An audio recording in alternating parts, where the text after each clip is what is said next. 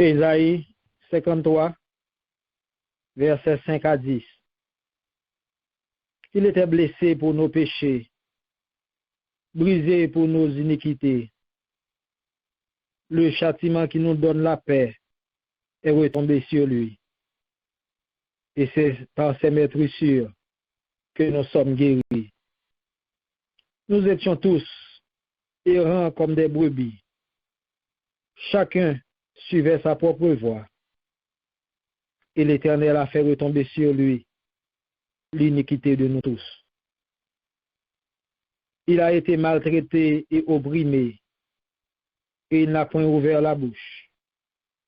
Semblable à un agneau qu'on mène à la boucherie, à une brebis muette devant ceux qui l'attendent. Il n'a point ouvert la bouche. Il a été enlevé par l'angoisse et le châtiment. Et parmi ceux de sa génération qui a cru qu'il était retranché de la terre des vivants et frappé pour les péchés de mon peuple.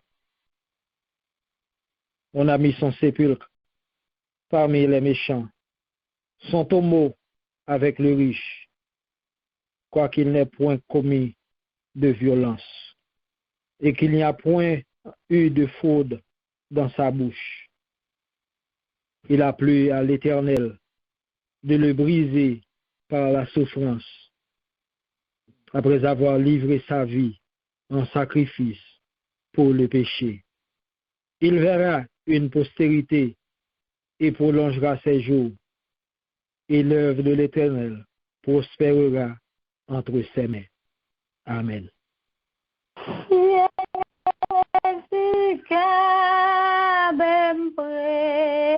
La croix sans route versée là pour que purifier toute âme qui t'a plongé là dans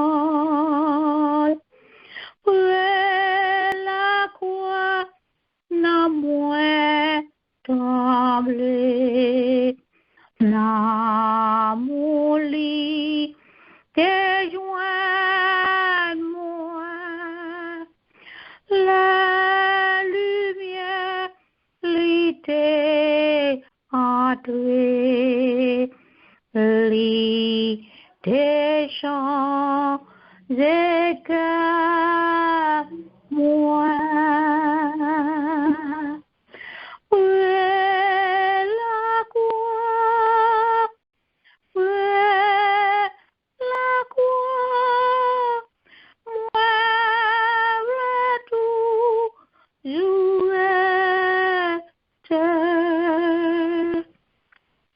Jour Jésus vit chercher Paul Caban, moi la joie.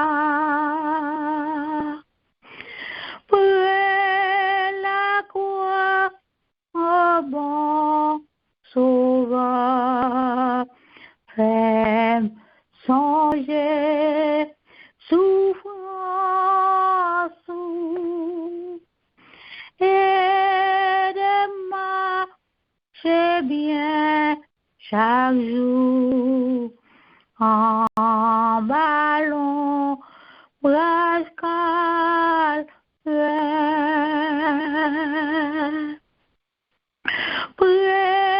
la croix à éveiller quoi obéir prier jour dans le Cette option n'est pas disponible. Pour venir chercher moi. La croix, la croix.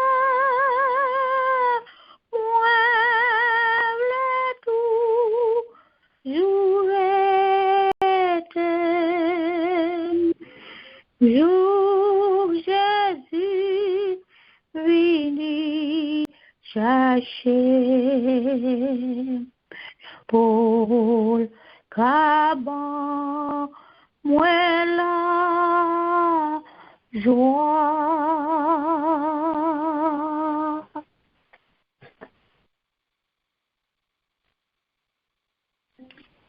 Éternel Dieu Tout-Puissant, merci de nous avoir accordé le privilège de pouvoir être en ta présence ce soir. Merci pour cette belle occasion que tu nous as offerte pour témoigner notre reconnaissance à ton endroit. Oui, Seigneur, tu as tout fait pour nous. Tu as été à la croix pour nous. Et maintenant, nous sommes sauvés par ton sang. Merci pour le sacrifice de la croix. Et aujourd'hui encore, nous voulons nous rappeler de tes souffrances.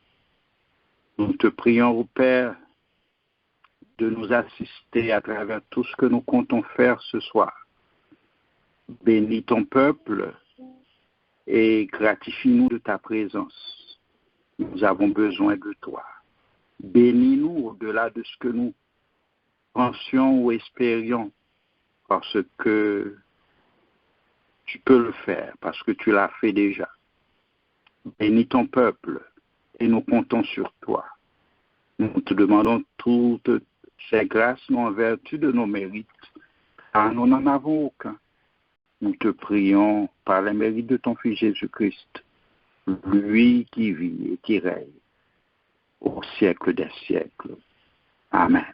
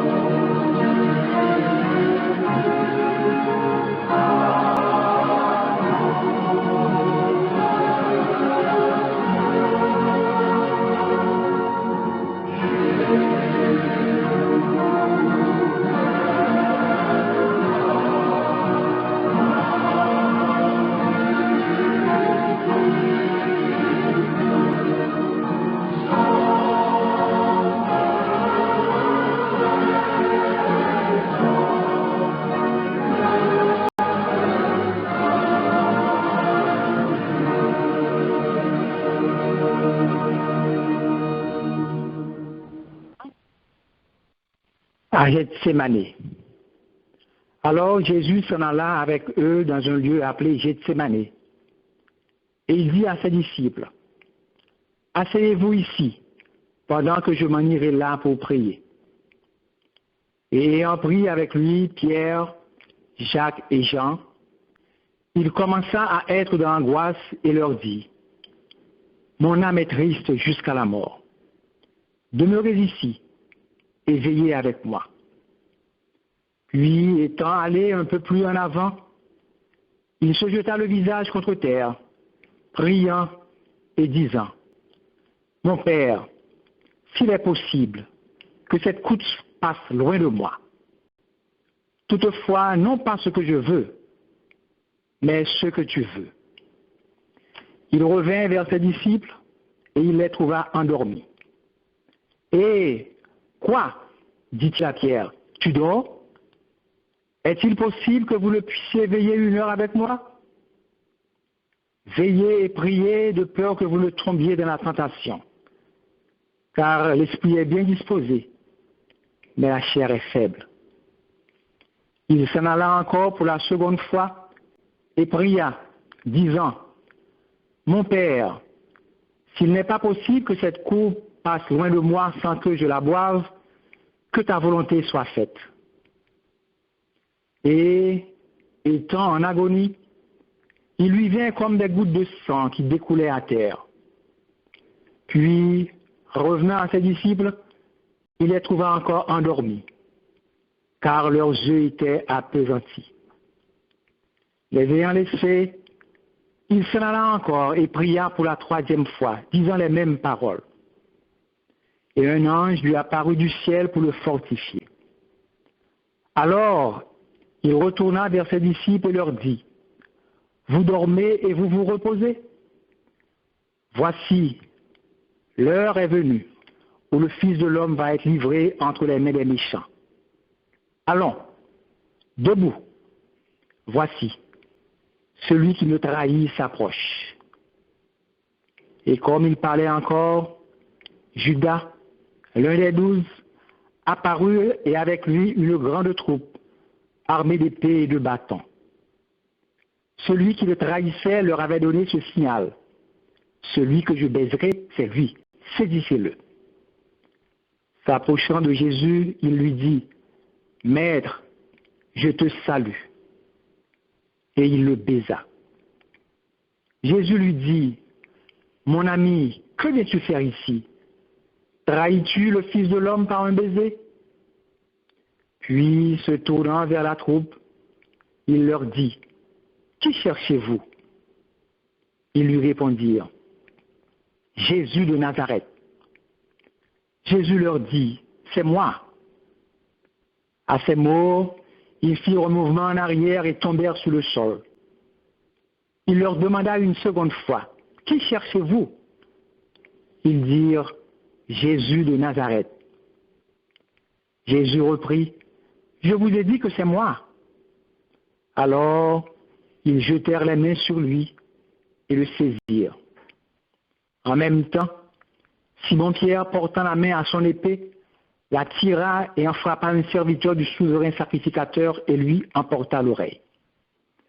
Mais Jésus lui dit, « Remets ton épée dans le fourreau, car tous ceux qui prendront l'épée périront par l'épée. Penses-tu que je ne puisse pas maintenant prier mon Père qui me donnerait aussitôt plus de 12 légions d'anges pour me secourir?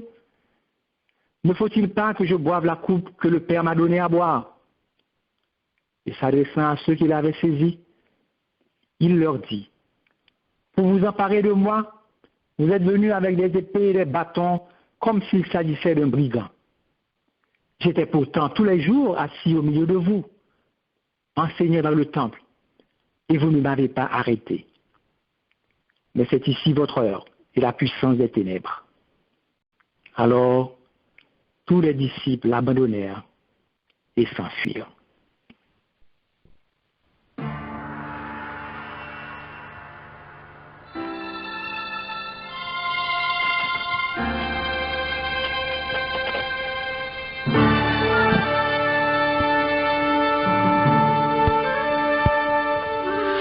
Jérusalem, que par milliers, tout est prêt et cette fête peut commencer. La vie est très émue, mais Jésus se retire pour prier, pour prier, pour prier. Les souffrances qui l'attendent, le chemin de Golgotha, les injures de la foule, il les connaît. Il veut prier son Père avant de porter cette lourde croix. Cette via dolorosa, le chemin de mon sauveur, il a choisi de le garder pour moi. Il est prêt à mourir à Golgotha pour me sauver. Il fut prêt à se donner pour moi à Golgotha. C'est là qu'il a vu, portant sa lourde croix, il me donne la vie pour l'éternité. Cette via dolorosa, le chemin de mon sauveur, il a choisi de le graver pour moi. Il est prêt à mourir à Golgotha pour me sauver. Il fut prêt à se donner pour moi à Golgotha.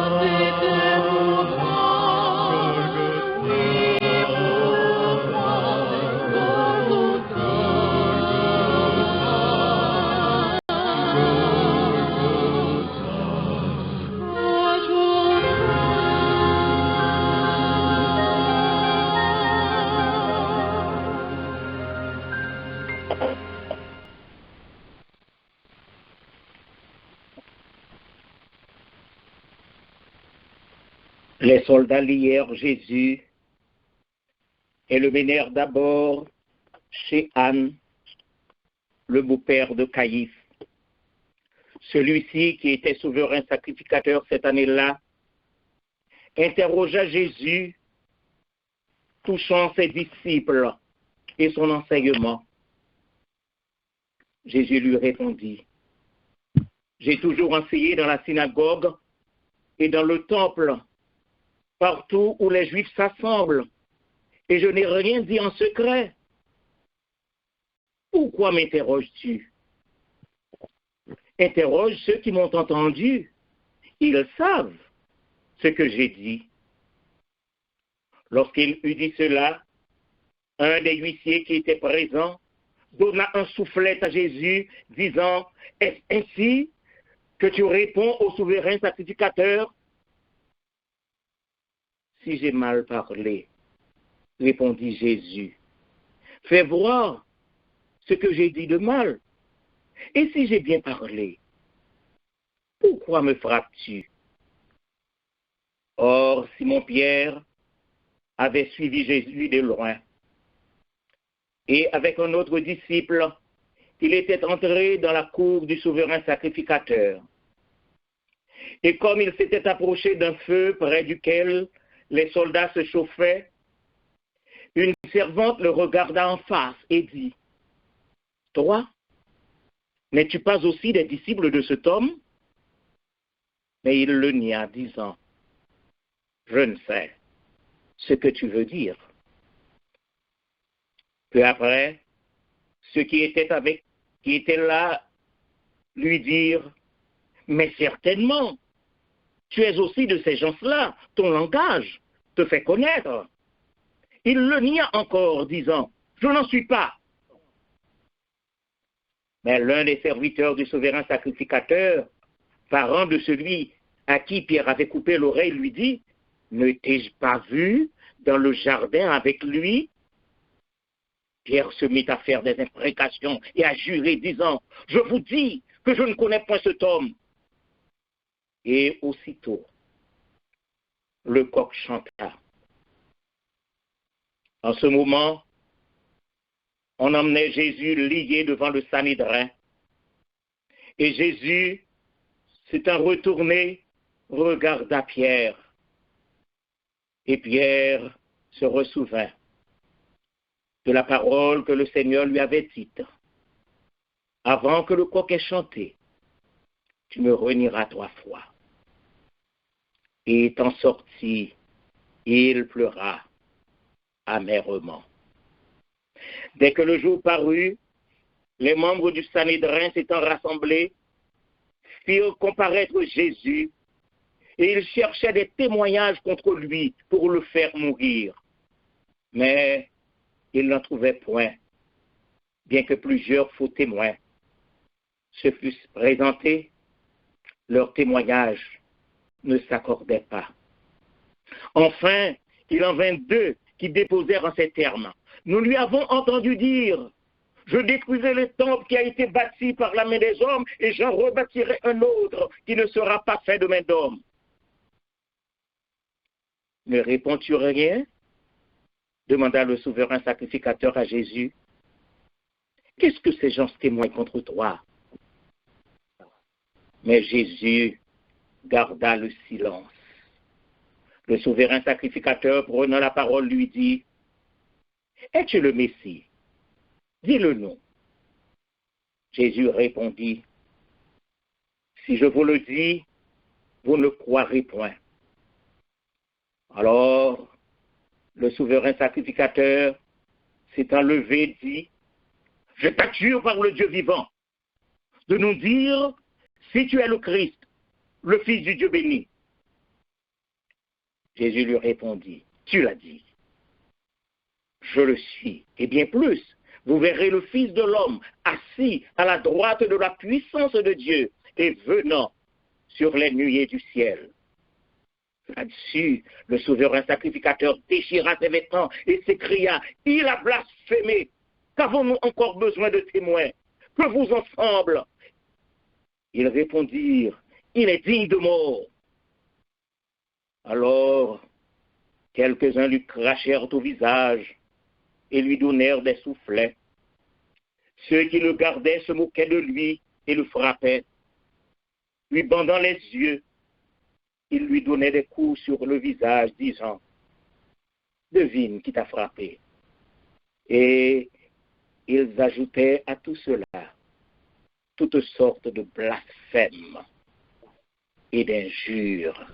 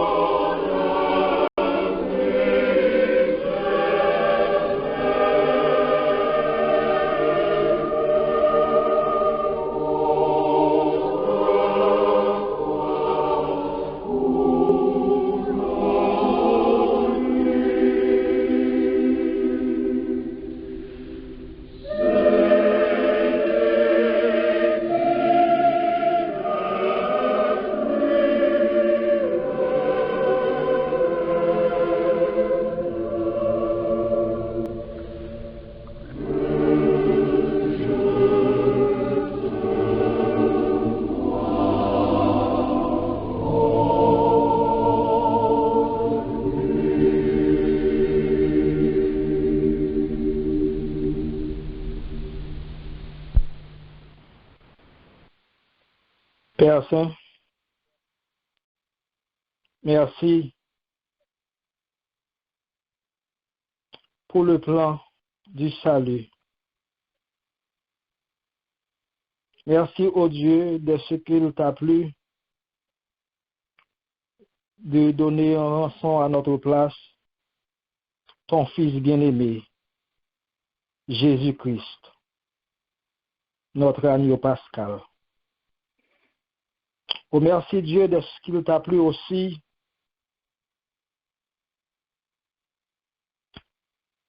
de programmer pour nous ce soir, afin que nous puissions ensemble commémorer la mort de notre divin Maître. Merci de nous avoir sauvés par son sang, de nous avoir purifiés par son sang,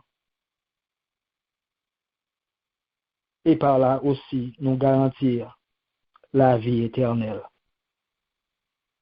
Merci pour chaque frère et chaque sœur participant à ce programme.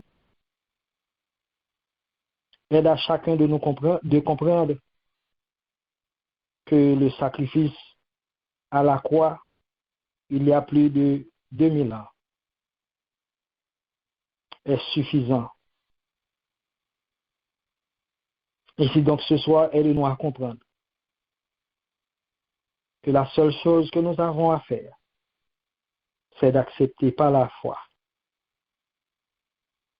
le sacrifice purificateur de Jésus-Christ, qui nous donne la vie éternelle. Ainsi donc, nous pouvons rester fermes et consolés, sachant qu'un jour, comme il nous a promis, que la trompette sonnera, et pour l'éternité, nous serons ensemble avec lui. C'est la prière que nous t'adressons. Au nom de Jésus-Christ, notre divin Maître, à lui et à toi comme le Saint-Esprit, appartiennent toute gloire, tout honneur, dès à présent et éternellement. Amen.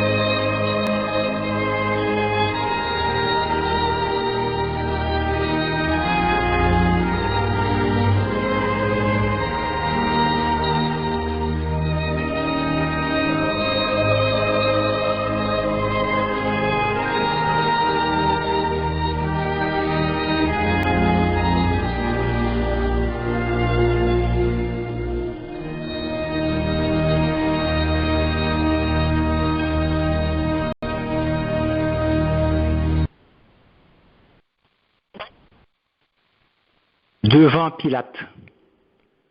Après cela, Toute l'assemblée s'étant levée, ils conduisirent Jésus devant le gouverneur Ponce Pilate. C'était le matin. Arrivés au prétoire, les sacrificateurs et les anciens n'y entrèrent pas, de peur de se souiller et de ne pas pouvoir manger la Pâque. Pilate donc sortit vers eux et leur dit, « Quelle accusation portez-vous contre cet homme ?» Ils lui répondirent, « Si cet homme n'était pas un malfaiteur, nous ne te l'aurions pas amené. » Pilate leur dit, « Prenez-le vous-même et jugez-le d'après votre loi. » Mais les Juifs lui répondirent, « Il ne nous est pas permis de mettre quelqu'un à mort. » Puis ils se mirent à accuser Jésus, disant, « Nous avons trouvé cet homme qui séduit le peuple, se disant le Messie, le roi, et défendant de payer le tribut à César. » Pilate lui dit, « N'entends-tu pas combien d'accusations il porte contre toi ?» Mais Jésus ne répondit rien. Pilate, étant rentré dans le prétoire, fit venir Jésus et lui dit, « Es-tu le roi des Juifs ?» Jésus lui répondit, « Dis-tu cela de toi-même ou bien d'autres te l'ont-ils dit de moi ?» Pilate répondit, « Suis juif, moi ? Ta nation et les principaux de ton peuple t'ont livré à moi. Qu'as-tu fait ?» Jésus répondit, « Mon royaume n'est pas de ce monde.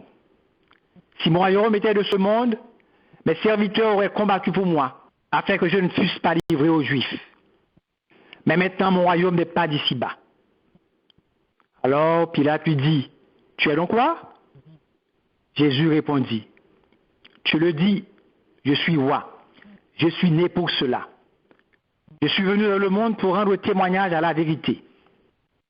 Quiconque est pour la vérité, écoute ma voix. » Pilate lui dit, « Qu'est-ce que la vérité ?» Sur quoi il sortit et s'adressant aux Juifs, il leur dit, « Je ne trouve rien de coupable en cet homme. » Mais ils insistaient, disant, « Il soulève le peuple, enseignant par toute la Judée, et en commençant par la Galilée. » À ce mot de Galilée, Pilate demanda si cet homme était galiléen. Apprenant qu'il était de la juridiction d'Hérode, gouverneur de la Galilée, lequel était alors à Jérusalem pour les fêtes, il le lui renvoya. Quand Hérode vit Jésus, il en eut une grande joie, car il avait beaucoup entendu parler de lui et depuis longtemps il désirait le voir, espérant qu'il ferait quelques miracles en sa présence. Il lui posa donc plusieurs questions, mais Jésus ne lui répondit rien. Quant au sacrificateur et aux scribes qui étaient là, il l'accusait avec violence. Alors Hérode, entouré de ses courtisans, ne fit plus aucun cas de lui, et pour se moquer de lui, il l'affubla de manteaux éclatants, puis il le renvoya à Pilate. Depuis ce moment, Hérode et Pilate, jusqu'ici ennemis, devinrent amis.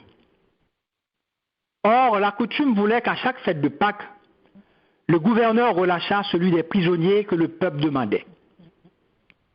Pilate donc, désirant relâcher Jésus, car il savait bien que c'était par envie que les principaux sacrificateurs l'avaient livré, cria, « Voulez-vous que je vous relâche le roi des Juifs ?»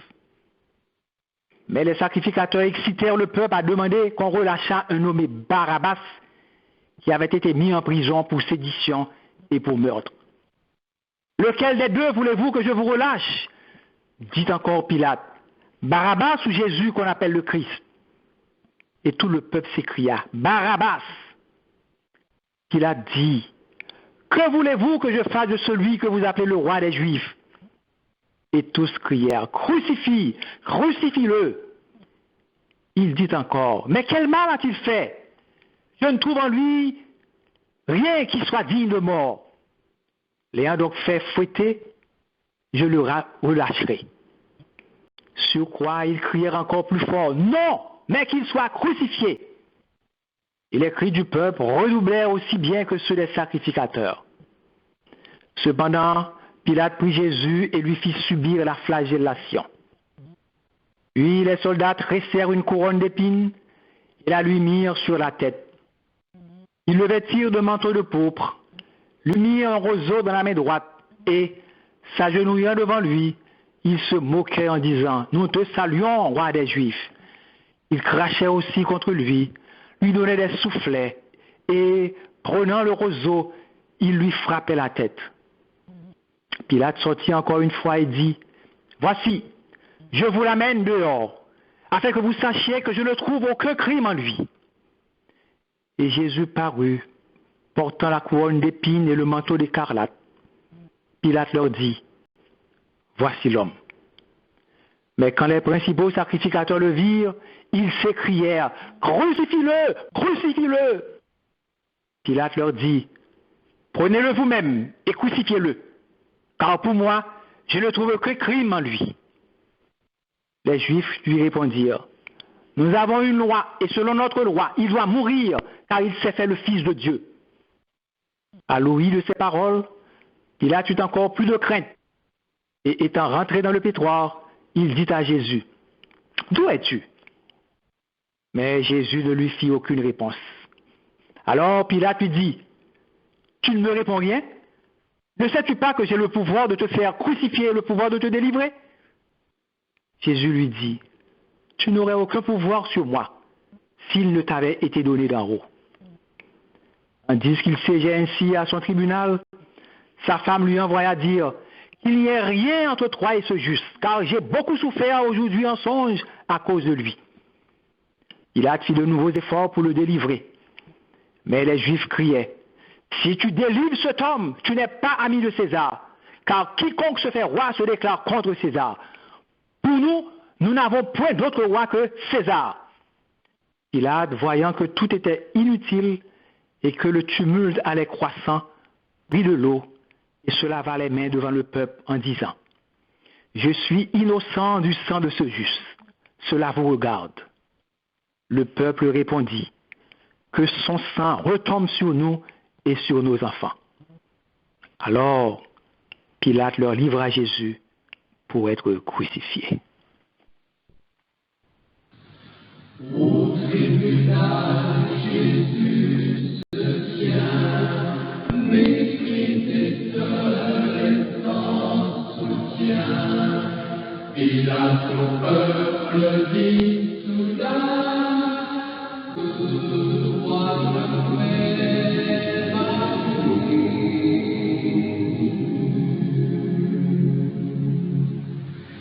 Que feras-tu de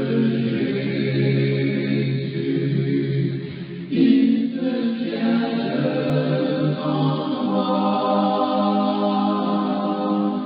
Un jour tu diras plein d'espoir. Que fera-t-il de moi?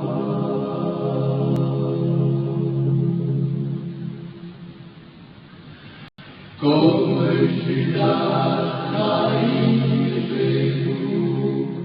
celui qui va mourir pour nous, vous le suivrez-vous jusqu'au bout?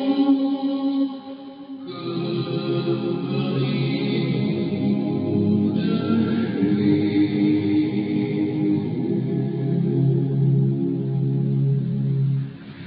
Que feras-tu de Jésus? Il se tient devant toi. Un jour tu diras plein d'espoir. Que fera-t-il de moi?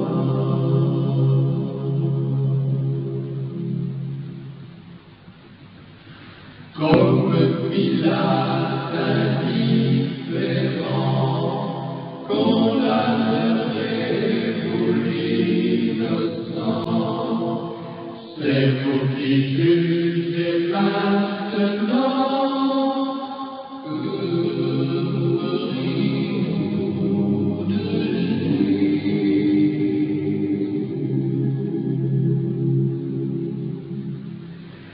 Que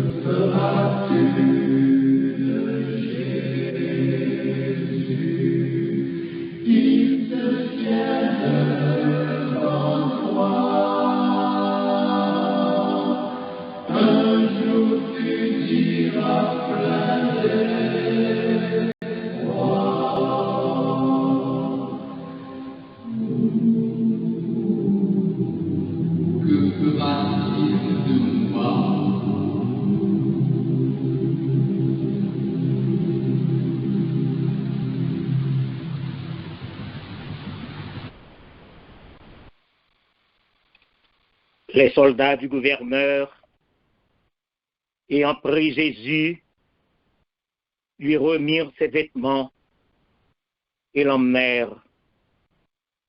Jésus, portant lui-même sa croix, fut conduit hors de la ville. Et comme il sortait, ils trouvèrent un homme de Cyrène nommé Simon qui revenait des champs, et ils le contraignirent à se charger de la croix pour la porter après Jésus. Or, une grande multitude de peuple le suivait, surtout des femmes qui se frappaient la poitrine et qui se lamentaient. Jésus, se tournant vers elles, leur dit, « Filles de Jérusalem, ne pleurez pas sur moi, mais pleurez sur vous et vos enfants, car voici les jours viennent où l'on dira, heureuses les stériles et celles qui n'ont pas enfanté. Alors on se mettra à dire aux montagnes, tombez sur nous, et aux coteaux, couvrez-nous. Car si le bois vert est ainsi traité, qu'arrivera-t-il au bois sec? On menait aussi 2 autres hommes qui étaient des malfaiteurs pour les faire mourir avec lui. Arrivés au lieu appelé le Calvaire ou Golgotha, c'est-à-dire la place du crâne, on présenta à Jésus du vin mêlé avec du fiel et de la myrrhe. Mais quand il en eut goûté, il n'en voulut point boire. On le crucifia là, avec les 2 brigands, l'un à sa droite et l'autre à sa gauche, en sorte que cette parole de l'Écriture fut accomplie. Il a été mis au rang des malfaiteurs. Mais Jésus disait, « Père, pardonne-leur, car ils ne savent pas ce qu'ils font. » Or, le peuple se tenait là et regardait. Et des gens qui passaient se mirent à dire, en hochant la tête, « Hey, toi qui détruis le temple et qui le rebâtis en 3 jours, sauve-toi toi-même. Si tu es le Fils de Dieu, descends de la croix. » De même, les principaux sacrificateurs, les scribes et les sénateurs disaient, « Il a sauvé les autres, et il ne peut pas se sauver lui-même. Ah, le Christ, le roi d'Israël, qu'il descende maintenant de la croix, et nous croirons en lui. » Il se confie en Dieu, que Dieu le délivre maintenant, s'il lui est agréable, car il a dit, « Je suis le Fils de Dieu. » Et l'un des malfaiteurs qui était crucifié avec lui l'outrageait aussi en disant, « Si tu es le Christ, sauve-toi toi-même et nous avec toi. » Mais son compagnon, le reprenant, lui dit, « Ne crains-tu pas Dieu, toi qui souffres le même supplice? Et pour nous c'est justice, car nous subissons ce que nos crimes ont mérité. Mais celui-ci n'a fait aucun mal. » Et s'adressant à Jésus, il lui dit, « Souviens-toi de moi, Seigneur, quand tu viendras dans ton règne. » Jésus lui répondit, « En vérité, je te le dis, aujourd'hui, tu seras avec moi dans le paradis. » Près de la croix se tenait la mère de Jésus et la sœur de sa mère, Marie, femme de Cléopas, et Marie-Madeleine.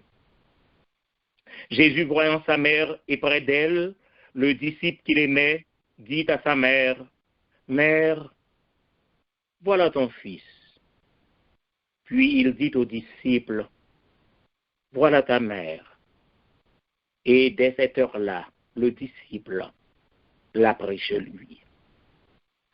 Or, depuis la 6e jusqu'à la 9e heure, il y eut des ténèbres sur tout le pays, Et vers la 9e heure, Jésus cria d'une voix forte, « Élie, Élie, lama sabachthani » c'est-à-dire, « Mon Dieu, pourquoi m'as-tu abandonné » Quelques-uns de ceux qui étaient présents, l'ayant entendu, disaient, « Voilà qu'il appelle Élie. » Après cela, Jésus dit, « J'ai soif. » Il y avait là un vase plein de vinaigre. Ils emplirent donc de vinaigre une éponge et l'ayant fixée à une tige d'hysope, ils l'approchèrent de sa bouche. Quand Jésus eut pris le vinaigre, il dit, « Tout est accompli. » Puis, jetant un grand cri, il dit, « Père, je remets mon esprit entre tes mains. » Et baissant la tête, il expira. Au même moment, le voile du temple se déchira en deux, depuis le haut jusqu'en bas. La terre trembla, les rochers se fendirent. Et quand le centenier et ceux qui étaient avec lui pour garder Jésus eurent vu ce tremblement de terre et ce qui était arrivé, ils furent saisis d'une grande frayeur. Et le centenier s'écria, assurément, cet homme était le Fils de Dieu. Et tout le peuple s'en retournait en se frappant la poitrine.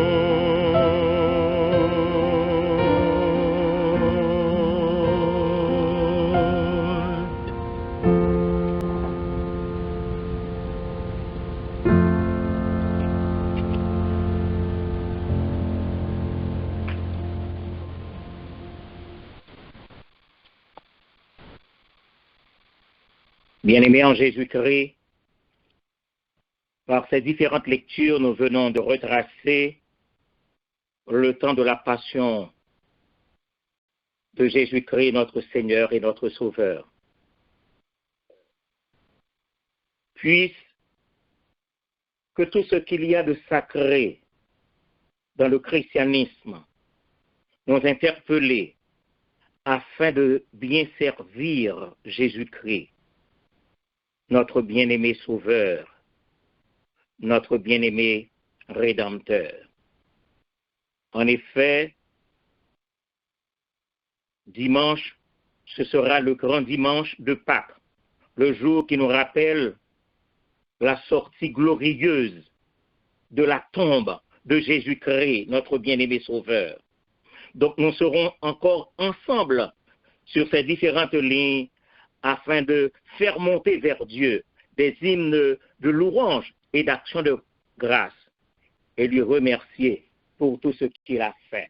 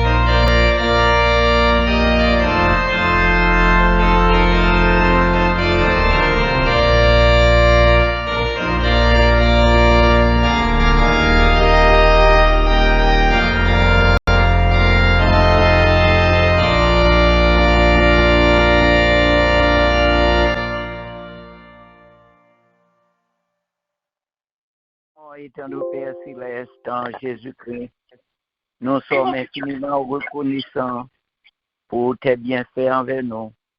Tu nous as gardés tout au cours de cette journée, tu as pris soin de nous et tu nous as permis, ô notre Dieu, de nous retrouver encore sur cette ligne en vue de retracer, ta passion. Oui, Seigneur, par la mort de ton Fils Jésus-Christ, que tu as envoyé mourir sur la croix, tu nous as délivrés de la mort et de la culpabilité du péché. Et maintenant, Seigneur, nous sommes justifiés par son sang versé. Aide-nous, Seigneur, à apprécier, la valeur de ce sang car c'est grâce au sang versé de ton Fils. Et maintenant, nous sommes sauvés. Nous te disons merci pour cette belle occasion que tu nous as offert. Merci encore, Seigneur, pour ce beau moment que nous avons passé ensemble. Oui, nous t'avions écouté la lecture de ta parole. Oh, les chants, Seigneur, que ton nom soit béni, que ton nom soit glorifié. Et prépare-nous, Seigneur, à recevoir encore ta parole dimanche prochain, où nous allons fêter ta résurrection sur le tombeau. Seigneur, bénis-nous, fais que nous puissions passer une bonne nuit et aide-nous à nous retrouver encore demain soir sur cette ligne pour te louer, pour t'exalter. Bénis-nous, Seigneur, reste avec nous, nous t'en prions, non à cause de nos mérites, mais au nom et par les seuls mérites de ton Fils Jésus-Christ. À lui soit gloire et honneur dès avant tous les temps, maintenant et jusqu'au grand matin de l'éternité. Amen. Non pas à nous, Seigneur, non pas à nous, mais à ton nom donne gloire, à cause de ta bonté, à cause de ta fidélité. Que la grâce de notre Seigneur et Sauveur Jésus-Christ, l'amour du Dieu notre Père et la douce communion de l'Esprit soit et demeure sur chacun de nous, pour le temps et pour l'éternité. Amen. Amen. Amen.